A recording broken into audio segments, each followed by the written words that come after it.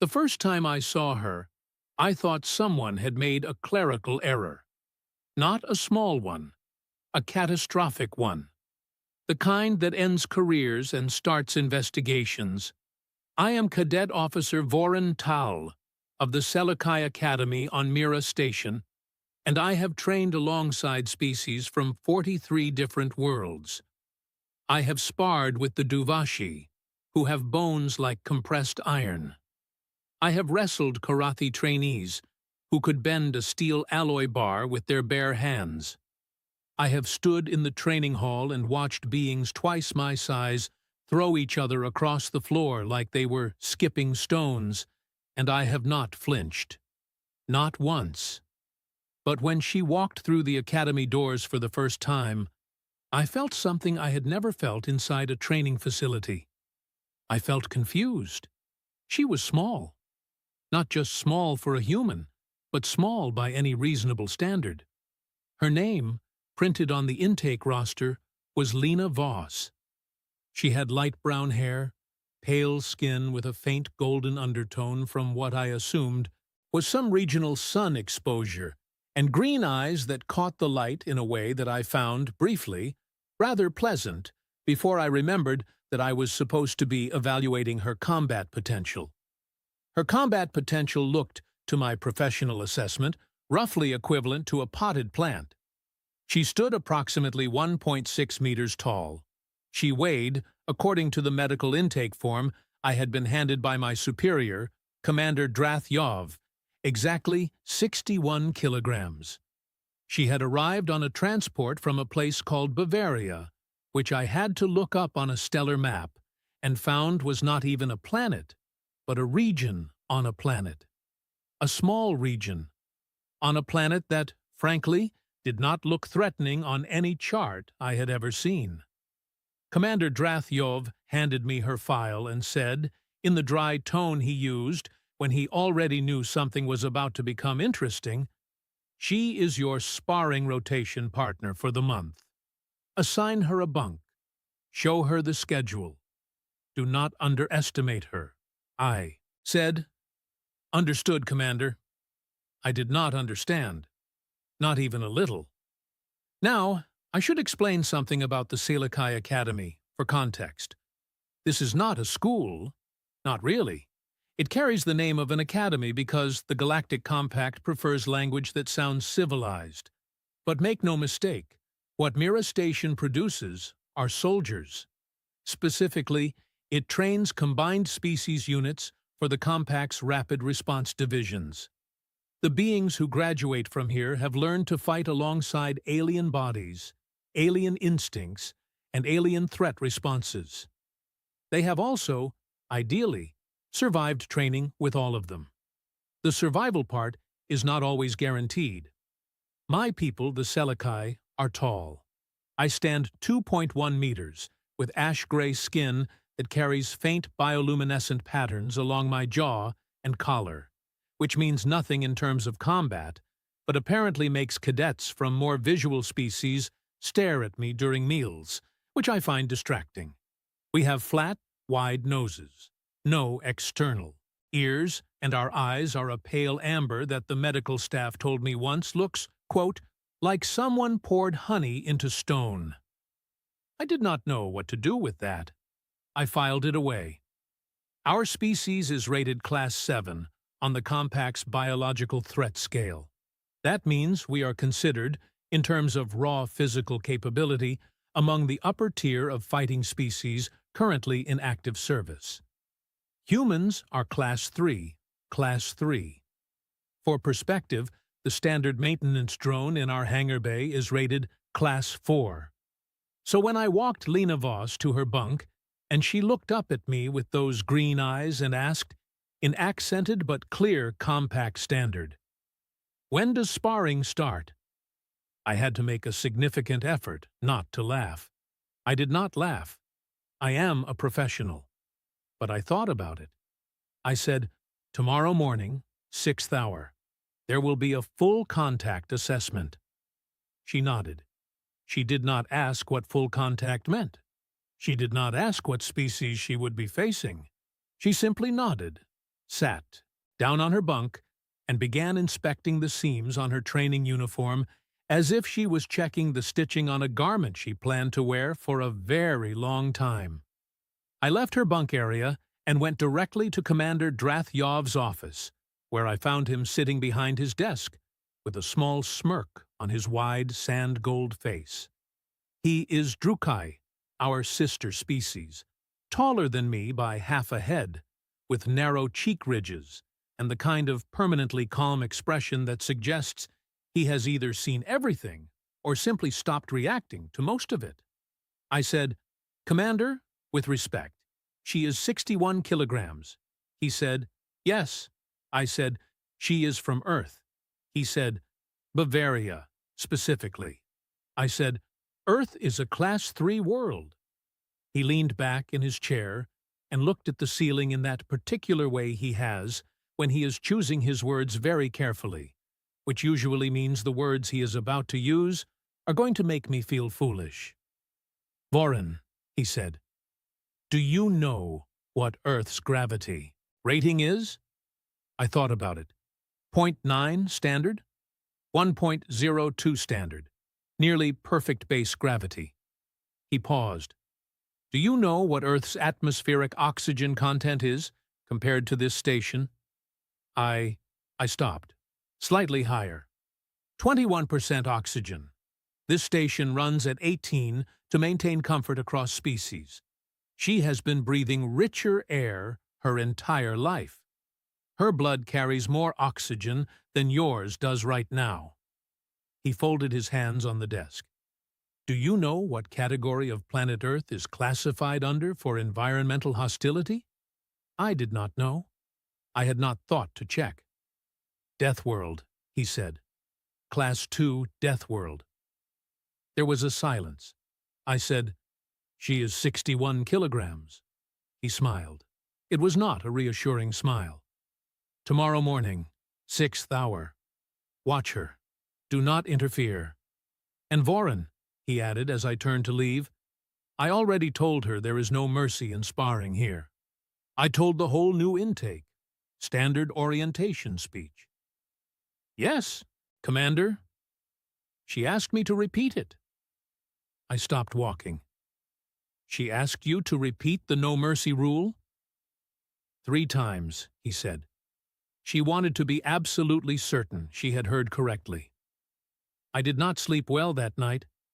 I told myself it was the station's recycled air, which always feels slightly flat to me, or the low hum of the ventilation, or the fact that my bunk is positioned near a structural beam that occasionally resonates at a frequency that is, technically, within hearing range and, practically, profoundly annoying. I did not admit, to myself or anyone else, that I was thinking about those green eyes asking to hear the no mercy rule again. 3 times. 6th hour came. The training hall filled with the new intake cadets, a mixed group of 12. There was Pren Dak, a broad-shouldered Korathi male with bronze skin and neck plates that caught the overhead lighting, built like a wall that had decided to pursue a military career. There was Yella, a Selikai female from the northern provinces with pale blue bioluminescent markings and a reputation for having broken a sparring post during her home academy entrance exam. There was Kos, a Drukai male barely out of his adolescent growth cycle, but already showing the kind of muscle density that made the weight sensors recalibrate when he stepped on them. And there was Lena Voss, standing at the end of the line in her training uniform, arms at her sides, looking at the sparring floor with an expression I could not immediately identify. It was not nervousness. I know what nervousness looks like. Nervousness has a smell, actually, a specific chemical signature that most species produce under stress, and I have learned to recognize it in every species I have trained with. She did not smell nervous. She smelled calm, patient. The way a predator smells when it is waiting for something it already knows is going to happen. I filed that observation away and told myself I was being overly dramatic. Commander Drath walked into the hall at exactly 6th hour, because he always does, because he believes punctuality is a form of aggression, and he is correct. He looked at the line of cadets, and his pale amber eyes moved from face to face with the slow thoroughness of someone who has been making assessments his entire career, and no longer needs to rush them. He said, "Welcome to Seleucai Academy. You are here because your homeworld governments, your commanding officers, or your own very questionable personal choices have determined that you should learn to fight alongside beings who are not like you. This is a good goal. It is also a painful one. Sparring here is full contact. There is no mercy. There is no pausing for comfort. If you are hurt and you can stand, you continue. If you cannot stand, the medic will come to you. Questions? Silence. Then, from the end of the line, a calm voice. Does no mercy apply to all cadets equally, regardless of species classification? Every head in the room turned. Lena Voss was looking directly at Commander Drath, not challengingly, not with attitude. The way someone looks at a document they are reading carefully to make sure they have understood every clause. The commander looked at her for a long moment. "Yes," he said, "equally, regardless of species classification. And the full contact rule. That means no restriction on technique?" Another pause. "Within safety of permanent injury, yes. No restriction." She nodded. Once, slowly, like she was filing something important. I looked at Commander Drath. He looked at me. His expression said very clearly, without any words at all, "I told you to watch her." The first sparring match of the morning was a warm-up rotation. Standard protocol. New cadets paired by size estimate. A light assessment match. Nothing serious. The point is to see how they move, not how hard they can hit. Lena Voss was paired with a Seleucai cadet named Oren Fass, who was younger than me, less experienced, but still outweighed her by 40 kilograms and stood a full head taller. He is a nice enough being. Polite, technically solid, not particularly creative in his fighting style, which in a warm-up match is absolutely fine. They faced each other on the floor. Oren dropped into a standard Seleucai opening stance, weight back, hands loose, the kind of posture that communicates readiness without aggression. Lena looked at him. Then she looked at her own feet. Then she looked at him again. And I watched something happen in her posture that I still cannot fully describe. It was not a shift, exactly. It was more like a kind of settling. Like watching a structure that had been held lightly suddenly decide to bear weight. Her shoulders dropped a fraction. Her knees bent the tiniest amount. Her chin came forward. It was the posture of someone who had just quietly decided to stop holding back. Oren moved first, a standard approach, moderate speed, one hand extended to test her reach response. She was not there when his hand arrived. She had moved to his outside, low, faster than I had measured any cadet her size move, and before Oren could complete the thought of where she had gone, she had both hands locked on his extended arm, her whole body pivoting in a direction his elbow joint was not designed to accommodate, and she used his own forward momentum, all 40 kilograms of advantage, against him in a throw that put his back on the floor with a sound that echoed off the training hall walls. The hall went quiet. Oren lay on the floor, blinking, absolutely undamaged, but clearly reorganizing his understanding of the last 3 seconds. Lena straightened up. She rolled one shoulder, slowly, like she was checking a setting. She looked down at Oren with an expression that was genuinely, completely neutral. "Are you standing?" she asked. He stared at her. "You said if I can stand, I continue," she said, directing this to Commander Drathjov without looking away from Oren. Does that apply to him, too? The commander made a sound that was, unmistakably, the Drukai equivalent of stifled laughter being forcibly converted into a professional throat clearing. It applies to everyone, he confirmed. Oren stood, slowly, with great personal dignity that had been significantly reorganized. Lena nodded again. Same nod, same filing a document expression. And from the corner of the hall, Pren Dak, the broad-shouldered Korathi wall who had been watching all of this with his arms crossed, said something in his native language that my translation implant rendered as, "I want to fight her next." Commander Drathjov looked at me. I looked at Lena Voss. She had already turned to face the next rotation without being asked. 61 kilograms, I thought. Class 3 world. I was beginning to understand, with a clarity that I found deeply uncomfortable, that I had been thinking about weight the wrong way. Prendak was not a being who asked for things twice. In his culture, asking once was already a courtesy. The Korathi believe that desire, expressed out loud, is a form of vulnerability. So when Prendak uncrossed his arms in the corner of the training hall and said, in perfectly clear, compact standard, "I want to fight her next," every cadet in the room understood that something significant had just happened. He was interested, genuinely. Not in a dismissive way, not in the way larger beings sometimes look at smaller ones with that particular brand of amusement that is really just ego wearing a relaxed expression. He was interested the way a fighter is interested when they see something they have not seen before and want to understand it better. I should note that Prendak had, at his home academy on Korathi Prime, won the full contact regional tournament for his age group 3 consecutive years. He was not a cadet who lost matches.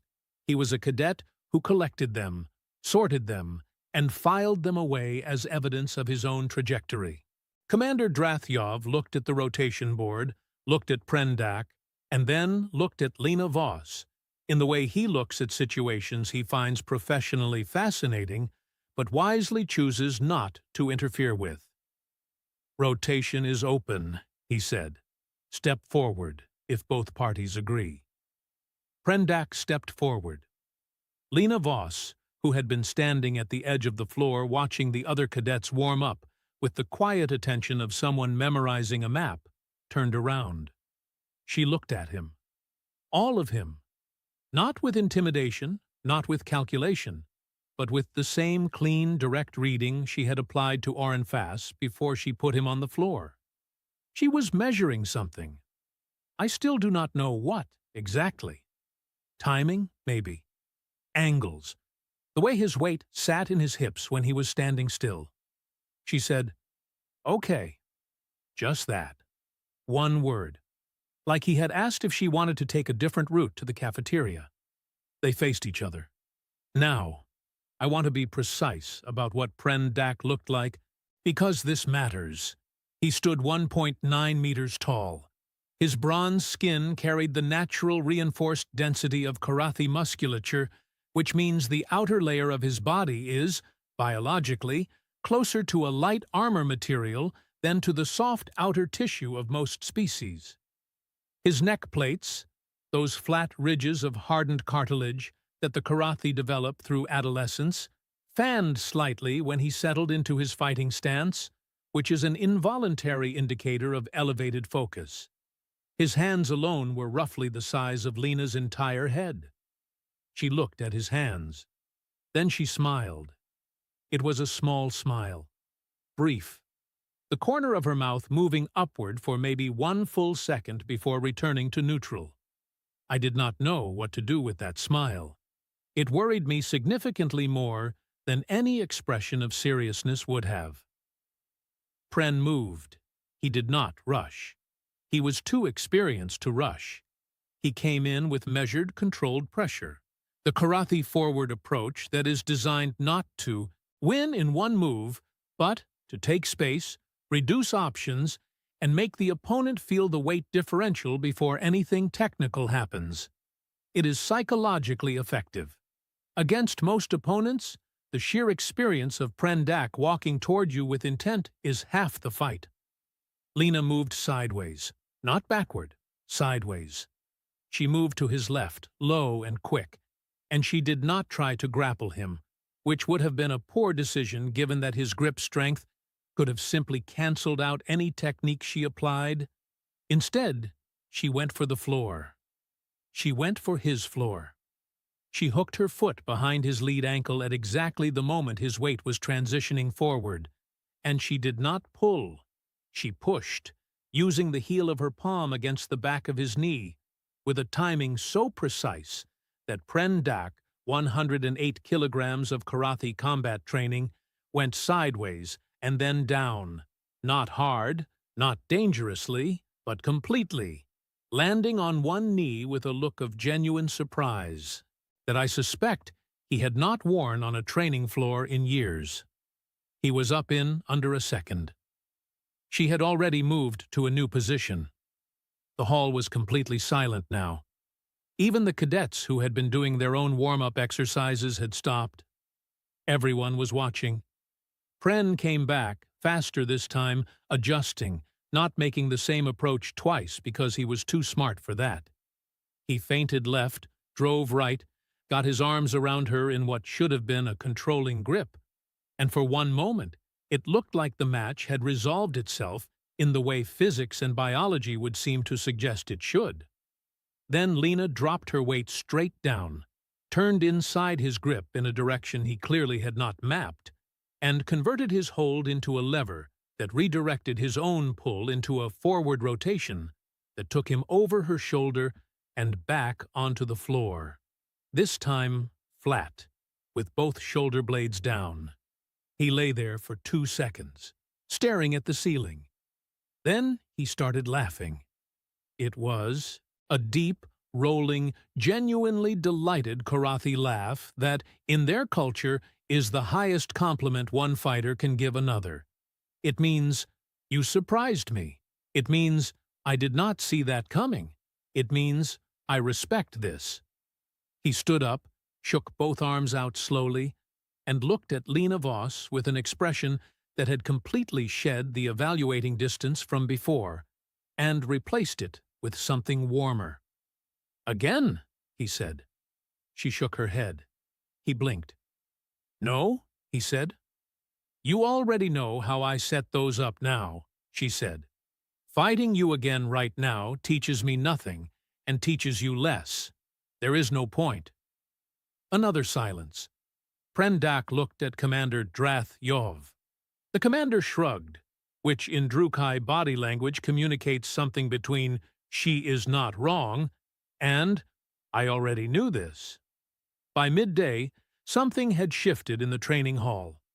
Not dramatically, not with announcement, but the social geography of the space had quietly rearranged itself around a new fact, the way furniture rearranges around a new architectural feature that was not there yesterday. Lena Voss had fought 4 cadets by lunch rotation. She had not won all of them cleanly. Against Yella, the Selikai female with the bioluminescent markings, she had been taken down twice before she adapted to Yella's reach advantage and began working inside it. And the third exchange had ended as a genuine draw that left both of them breathing hard and evaluating each other with the mutual respect of people who have just found a worthy problem. But she had not been broken. She had not been scared. She had not asked for adjustment or accommodation or any softening of the no-mercy rule she had made the commander repeat 3 times the previous evening.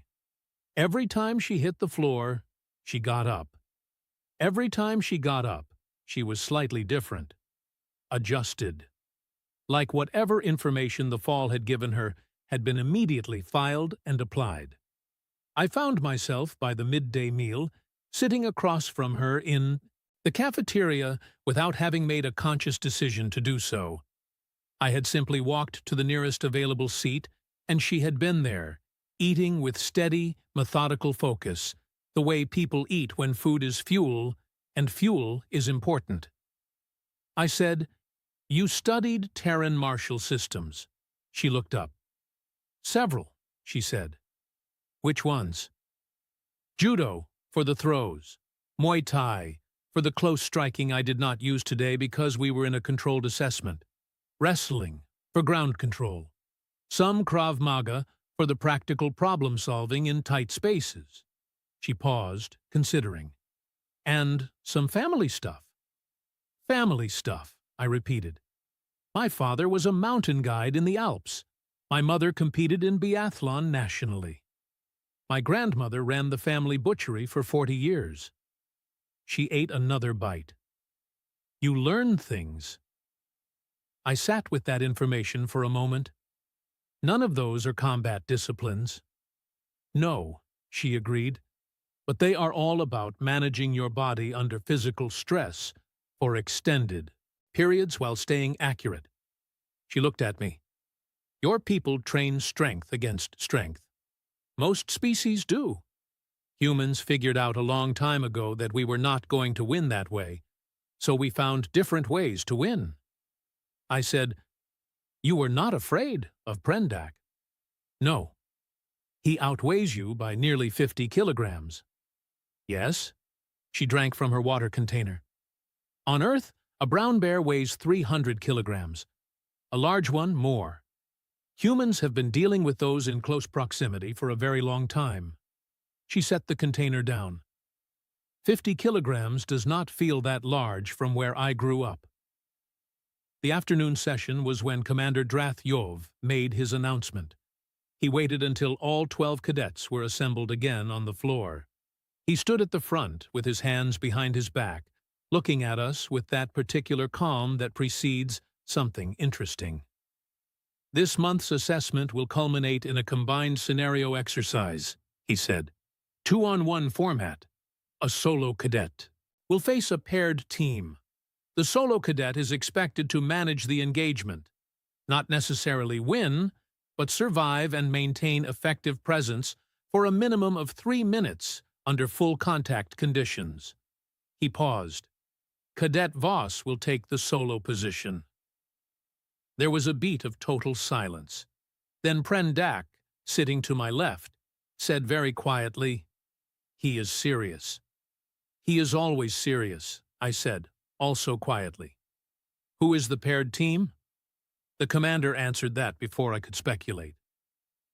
"Cadet Yella and Cadet Prendak." Prendak made a sound I had not heard him make before.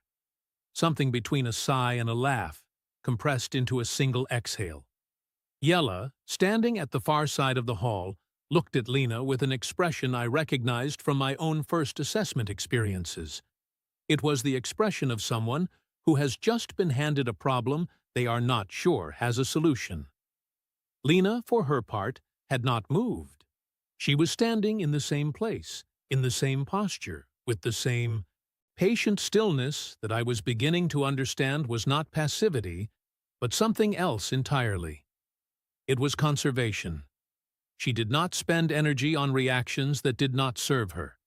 She did not perform surprise or concern for the room. She simply said to the commander, "When?" 3 days, he said. "Good," she said. And then she asked, with the same matter-of-fact delivery she used for everything, "Can I observe their training patterns for those 3 days without restriction?" Commander Drath looked at her. "That is not prohibited," he said carefully. "Then I will do that." Yella turned to look at Prendak. Prendak turned to look at me. I said nothing. I was busy reconsidering everything I thought I knew about Class 3 species. For 3 days, Lena Voss watched. She watched Yella drill her reach patterns in the morning, the same sequences she favored, the same tells in her footwork before she committed to a left-side extension. She watched Prendak practice his pressure, approach, the specific rhythm he used when he was moving with a partner. how he naturally staggered to the right when crowded from his left side. She did not hide that she was watching. She sat where they could see her, ate meals at tables with clear sight lines to the training floor, asked both of them straightforward questions about their training histories that they answered somewhat bewilderedly, because nothing in her manner suggested the questions were tactical. But they were. On the morning of the third day, I passed her in the corridor outside the sleeping quarters, and she was sitting on the floor with her back against the wall, eyes closed, hands loose in her lap, absolutely still. I stopped. "Are you sleeping?" I asked.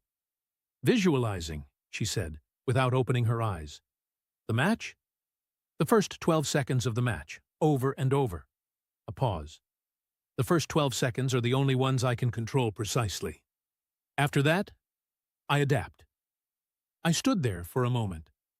"Are you concerned?" She opened her eyes then, looked up at me. "Voron," she said, and it was the first time she had used my name, which meant she had learned it without being introduced. "My people spent 10,000 years being prey on a planet that was actively trying to kill them. We survived because we are stubborn, we adapt fast, and we refuse to accept the outcome that looks most likely." She tilted her head. 2-on-1 is a hard problem. It is not an impossible one. She closed her eyes again. I walked away, and I thought about what she had said. And somewhere between the corridor and my own bunk, a realization settled into me quietly and completely, the way large truths tend to arrive, not with noise, but with a kind of heavy, permanent weight. The Galactic Compact had given Earth a Class 3 rating. The Compact had measured human bone density, muscle fiber composition, reaction time, oxygen processing, and recovery rate, and it had measured all of those things and assigned the number 3. And every species in this academy had looked at that number and made the same assumption I had made. We had measured the wrong things. We had measured the body. We had not measured what was behind the eyes. The match, when it came, lasted 4 minutes and 17 seconds. The required time was 3 minutes. Lena Voss did not just survive the engagement. She controlled it, not perfectly, not cleanly. She took hits that would have sent a less determined being to the floor and did not go to the floor. She used Pren's own corrected momentum against his instincts twice. She read Yella's reach pattern so accurately that Yella abandoned her preferred combinations entirely by the second minute and had to improvise, and she kept moving, kept adapting, kept finding the small angles in a situation with no good angles. When Commander Drath Yov called the time, she was breathing hard, her lower lip was cut, and she had what would become a spectacular bruise across her left shoulder by the following morning. She was standing. Prendak was breathing equally hard. Yella was rotating her right wrist with a pained expression. The hall was not silent this time. This time, Prendak started clapping. Slow, heavy Karathi approval clapping that sounds like a structural problem beginning to develop. And then Yella joined. And then, in the particular way that communal acknowledgement spreads through a room when something real has just happened, the rest of the cadets joined. Lena looked around at all of them. Then she looked at Commander Drath Yov. "The no mercy rule," she said, still catching her breath. "Does it apply to the rest of training? All of it?" He held her gaze for a long moment. "Yes," he said. She nodded. The same nod, the same expression. "Good," she said. And she walked to the water station, drank slowly, methodically, refueling the way her mountain guide father had probably taught her to refuel, and she did not celebrate, and she did not perform, and she did not look at anyone the way people look at others when they want to be seen. She had already moved on to whatever was next. I stood at the edge of the hall, and thought about Class 3 ratings and brown bears and 40 years of butchery and biathlons in the Alps. And I thought about a commander who had told me very specifically not to underestimate her. And I thought, I am going to spend the rest of my career